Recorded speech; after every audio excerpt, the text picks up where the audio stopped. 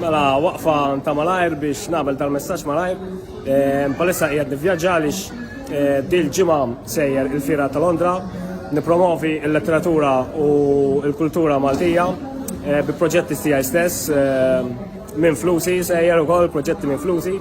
Ġifieri u qed nagħmel dan il-video għaliex il-Prim Ministru Robert Abela għadu kemm għamel kumment illum fej attakka l-industrija tal-kodba kollha bażikament u tnejjek bina da għax qal li il-gvern qed joħloq ix-xogħol u aħna nistgħu nedew fil-kodba. Dal-Purċinell illi qatt ma ħadem sija xogħol f'ħajtu illi u għamel ġidu kollu b'kuntratti fażulli mill-Planning Authority, jiena ġidi minn flusi stess jien għamilthom. Il-parti ta' ġidi li ġiet mill-paga tal-gvern meta għamilt 8 snin naħdem mal-gvern hija biss minoranza żgħira ħafna ta' ġidi, peress li l-maġġoranza ta' ġidi jiena għamiltu minn flusi stess. U ili naħdem fl-industrija tal-kodba minn kelli 16 sena, ħloqt xogħlijiet u anka ġid bi flusi stess, bix-xogħol u bil-labor tiegħi stess ta' snin kollha u ma jiddispjaċini xejn. L-industrija tal-kodba f'Malta tħaddem mal-10,000 ruħ. Ġifieri aħna ħadmu n-nies, jien għandi impjegat ukoll, jien nħallas ħafna nies, nħallas ħafna kontratturi, nħallas ħafna nies, nonfoq ħafna mill-flus li nagħmel jien nerġa' nonfoqhom. Ġifieri flus għalija biex ngawdi u hekk jiena u nixxara kważi ma nonfoq xejn, ġifieri għax kull ma nagħmel jien nerġa' ninvestih. U qed nagħmel dal-kumment ovvjament għax illum il-Prim Ministru għoġbu li jitnejjek b'industrija sħiħa għax minn għalih illi aħna tnaħlu l-ħin jew xqal qal għaliex aħna noħolqu x-xogħol u intom għodu għamlu l-kodba l-blogs.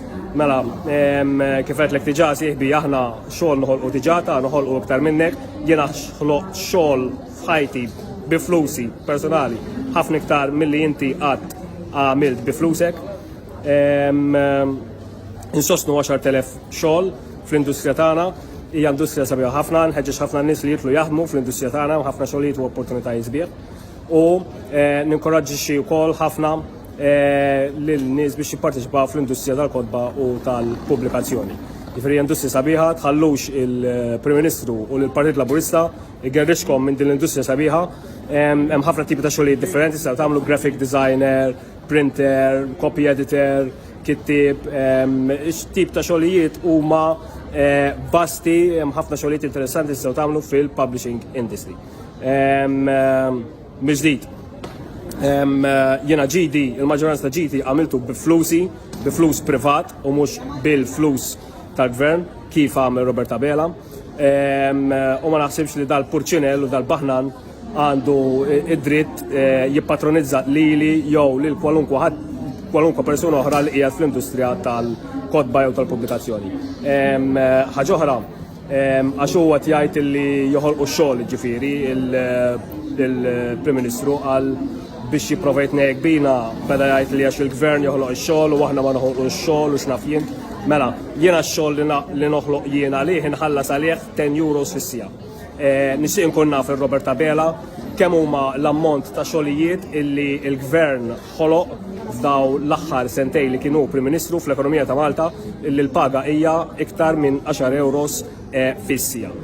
Nisfida l-Prim Ministru jibatli kemm minn daw l-aħħar sentej li hu kien Prim Ministru ħoloq xogħlijiet f'Malta li ħalsu iktar minn 10 euros fis-sija. Malta xogħlijiet li tħolqu issa huma ħafna minnhom cheap labor, pagi baxxi, ekonomija tal-slave labor, u ma naħsibx li dal-Baħnan illi qatt ma ħadem sija xogħol f'ħajtu surat in-nies jista' jiġi jippatronizza lili jew employers oħrajn li nirriskjaw il-kapital tagħna biex nibnu in-negozji u l-intrapriżi tagħna fil-pajjiż. Grazzi ħafna. Partit Laburista vera tal-miskija, vera disgrace illi jista' jkollok Partit Laburista li joħroġlok kumment u attakk kontra l-industrija tal-kodba. Ara fej għad kienet di. Meta l-Partit Laburista kien tradizzjonalment il-partit tal-intellettwali. Sar il-partit ta' kontra l-intellettwali, il-partit ta' kontra l-industrija tal-pubblikazzjoni u l-partit ta' kontra l-libertà tal-kelma jensa. Dispeċini vera disgrace u vera tal-miskija kull min jassoċja ruħu ma' dal-partit.